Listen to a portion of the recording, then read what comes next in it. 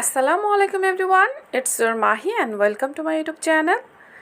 Dear viewers, আমি আজকে তৈরি করে দেখাবো তেলাকুচা পাতার বড়া বা আপনারা অনেকেই কেলাকুচ পাতাও বলে থাকেন। আমি আজকে বড়া তৈরি করে দেখাবো। আর এই তেলাকুচা পাতা অনেক ধরনের ঔষধি গুণ রয়েছে, যেমন প্রাকৃতিকভাবে ডায়াবেটিসের জন্য ইনসুলিন যোগায়, আর পিত্তিতে পাথর তৈরি হতে বাধা সৃষ্টি করে, ব্রণ ফোড়া এগুলো দূর করতে সহযোগিতা করে, আর জন্ডিস, গ্যাস্ট্রিক, আমাশা, ব্লাড প্রেশার এগুলো দূর করতে সহযোগিতা করে এই তেলাকুচ পাতা। আরও বিভিন্ন ঔষধি গুণ রয়েছে এর মধ্যে।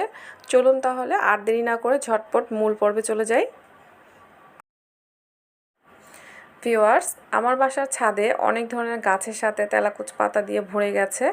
ওখান থেকে আমি তেলাকুচ পাতা নিয়ে নিচ্ছি। আপনারা চাইলে এটা বাজারেও কিনতে পাবেন, এটা বাজারেও কিনতে পাওয়া যায়। এখান থেকে আমি তেলাকুচ পাতা নিয়ে নিচ্ছি। দেখুন, তেলাকুচ পাতা দেখতে ঠিক এরকম হয়।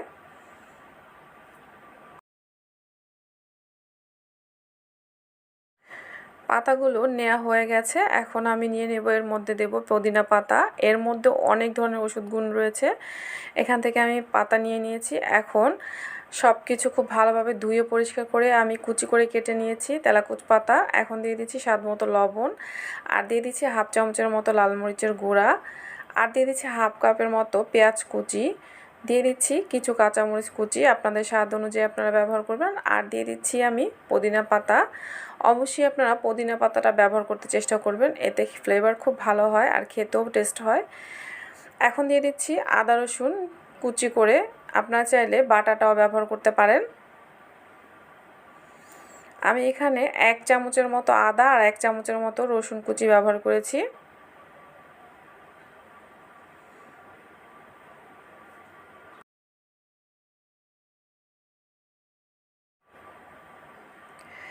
এখন দিয়ে দিচ্ছি আমি নুডলসের সাথে যে মশলাটা থাকে 1 প্যাকেট মশলা দিয়ে দিচ্ছি, আর দিয়ে দিচ্ছি হাফ চামচের মতো টেস্টিং সল্ট। অবশ্যই টেস্টিং সল্ট দেওয়ার চেষ্টা করবেন, এতে অনেক ভালো টেস্ট হয়। আর দিয়ে দিচ্ছি 1 কাপ পরিমাণে বেসন। আপনারা চাইলে এখানে ডাল, মসুর ডাল, খেসারি ডাল মিশিয়ে বেটে পাটায় তারপরে ব্যবহার করতে পারেন। আমি আজকে বেসন ব্যবহার করছি। আরও দিয়ে দিচ্ছি আমি হাফ কাপের মতো, আমি টোটাল এখানে 1.5 কাপের মতো বেসন ব্যবহার করেছি। এখন সব কিছু খুব ভালোভাবে আমি হাতের সাহায্যে মাখিয়ে নিচ্ছি, আর দিয়ে দিচ্ছি সামান্য একটু পানি। আমি 2 বারে প্রায় 2 টেবিল চামচের মতো পানি ব্যবহার করেছি। এখন খুব ভালোভাবে আমি মাখিয়ে নিচ্ছি। আমার মাখানো হয়ে গেছে, ঠিক এইরকম হবে, আপনারা দেখে নিশ্চয়ই বুঝতে পারছেন। এখন আমি চুলায় চলে যাব ভাজার জন্য।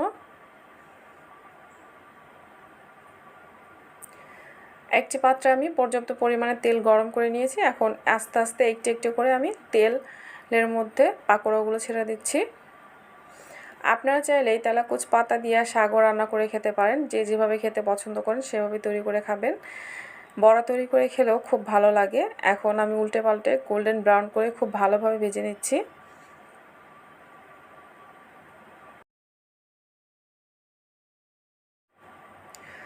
আমার বড়াগুলো ভাজা হয়ে গেছে। এখন আমি সবগুলো তুলে নিচ্ছি, আর এইভাবে আমি সবগুলো তেলাকুচি পাতার বড়া তৈরি করে নেব। খুব সহজে তৈরি করা যায়, আর খুব দ্রুত তৈরি করা যায়, ঝটপট।